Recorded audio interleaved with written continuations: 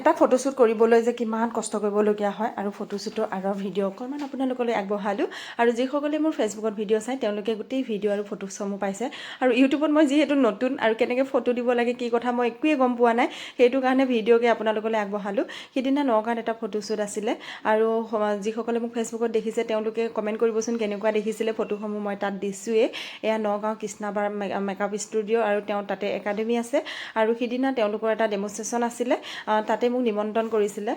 অতিথি হিচাপে ভাল লাগিলে তেনেকুৱা এটা অনুষ্ঠানত মই থাকিবলৈ পাই আৰু বাগৰাকী খুব ধুনীয়া কইনা এগৰাকী হিচাপে মোক সজাই পেলালে আৰু দেখিবলৈ কেনেকুৱা লাগিছিলে আপোনালোকেও কমেণ্ট কৰিব আৰু এইখিনিতে এটা কথা ক'ব লাগিব অসমীয়া গহনা আমাৰ দুগদুগী তেওঁলোকৰ গহনা তাৰপিছত আৰু কাপোৰযোৰ হ'ল এনজে মানে নিহাৰিকা চিল্ক হাউচ গুৱাহাটী তাৰপিছত আৰু ডিজাইনাৰ ৰাজলক্ষ্মী পল সকলোৱে চিনিয়ে পায় হয়তো ফেচবুকতো তেওঁ আমাৰ নগাঁও হয় ফেচবুকতো আছে তেওঁ ইনষ্টাগ্ৰামতো ভিডিঅ'বিলাক দি থাকে তাৰপিছত এয়া কৃষ্ণাবাই ধুনীয়াকৈ মোক সজাই দিলে আৰু এওঁ কিন্তু ধুনীয়াকৈ মানে ক্লাছ দিয়ে আৰু ব্ৰাইডেল মেকআপৰ সকলোখিনি কৰে আপোনালোকেও যদি তেওঁৰ ঠাইত ক্লাছ ল'বলৈ বিচাৰে তেন্তে যোগাযোগ কৰিব পাৰে আৰু যদি কোনোবাই কইনা সজাবলৈও যদি তেওঁক নিমন্ত্ৰণ দিব পাৰে ইচ্ছা কৰিলে দিব পাৰে আৰু মোক কেনেকুৱা দেখিছিলে কমেণ্ট কৰিবচোন আমি যেতিয়া বিয়া হৈছিলোঁ এইবোৰতো একোৱেই নাছিলে আছিল যদিও মানে আমি এইবোৰক ইমান এটা গুৰুত্ব দিয়া নাছিলোঁ আমাৰ মাহঁতে কৈছিলে যে সেইখিনি টকাৰে ৰাইজক ধুনীয়াকৈ খোৱাবি থ মুখখন ধুইহে পেলাবি পিছতনো কি কৰিবি 2015ত মই বিয়া হৈছিলোঁ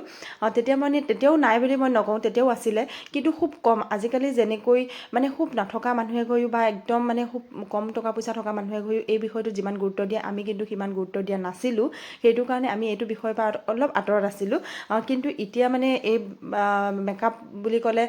এজনী কইনা হওক কলেজত কিবা প্ৰগ্ৰেম হওক যিকোনো কিবা এটাত মানে লাগিবই আৰু মোৰ ফাইনেল লুকটো কেনেকুৱা লাগিছিলে আপোনালোকে কমেণ্ট কৰি জনাবলৈ নাপাহৰিব মোৰ কিন্তু বহুত ভাল লাগিছিলে আৰু তেওঁলোকৰ প্ৰডাক্টৰ এটা ফটোশ্বুট কৰিছিলে আৰু আপোনালোকলৈ অকণমান আগবঢ়ালোঁ এই দুদিন ভিডিঅ' দিয়াই নাই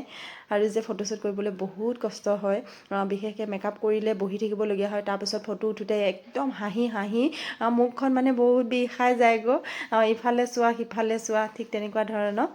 আৰু ভালো লাগিল এটা মানে কি নোপোৱা সকলো অভিজ্ঞতা কিছুমান পালে ভালো লাগে নহয় জানো আৰু আপোনালোকৰ কেনেকুৱা লাগিলে কমেণ্ট কৰি জনাব দেই তাৰপিছত এয়া আকৌ বাহিৰলৈ আনিলে ধুনীয়াকৈ ভিতৰতো ধুনীয়াকৈ ফটোশ্বুট কৰিলে আৰু বাহিৰলৈও আনিলে এতিয়া চাওকচোন কইনাজনী মোক কেনেকুৱা লাগিছে যি কি নহওক বাৰু সকলোকে বহুত বহুত ধন্যবাদ মোৰ ভিডিঅ'টো চাই কমেণ্ট কৰিব বাই বাই